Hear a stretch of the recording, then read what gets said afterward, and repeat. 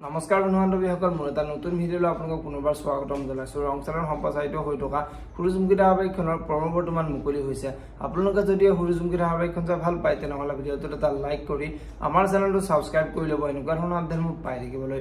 সূৰুযমুখী ধাৰাবাহিকখনৰ আজিৰ খনটিত দেখিবলৈ পাব স্বপ্নলীল আজি আদ্যাহঁতৰ ঘৰলৈ আহিব আৰু আদ্যাহঁতৰ ঘৰলৈ আহি আদ্যাৰ ওচৰলৈ যোৱাত আদ্যাই তুমি মোৰ ইমান ওচৰলৈ নাহিবা বুলি স্বপ্নলীলৰ আগত ক'ব। এতিয়া স্বপ্নলীলে কিয় নে তোমাৰ মনৰ কথা প্ৰকাশ হৈ যাব বুলি তুমি ভয় কৰা নেকি বুলি আদ্যাক সুধিব।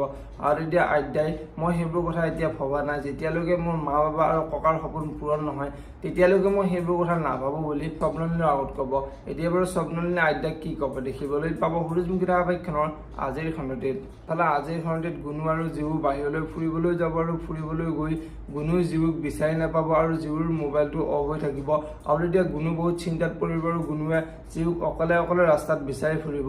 আনফালে বহু দেৰিলৈকে গুণু আৰু জীউ আহি নোপোৱাৰ বাবে আদ্যাই জীউলৈ ফোন মাৰিব আৰু জীউৰ মোবাইলটো অফ পাই আদ্যাই বহুত ভয় খাব আৰু আদ্যাই ককাকৰ ওচৰলৈ আহি জীউৰ যে মোবাইলটো অফ হৈ আছে সেই কথাটো ককাকৰ আগত কোৱাত ককাকে এই ৰাতিখন তই মোৰ টেনশ্যনবোৰ নবঢ়াবিচোন এইবোৰ কথা কৈ বুলি আদ্যাৰ আগত ক'ব। এতিয়া বাৰু গুণুৱে জীউক বিচাৰি পাব নাই দেখিবলৈ পাব সূৰুযমুখী ধাৰাবাহিকখনৰ আজিৰ খণ্ডটিত।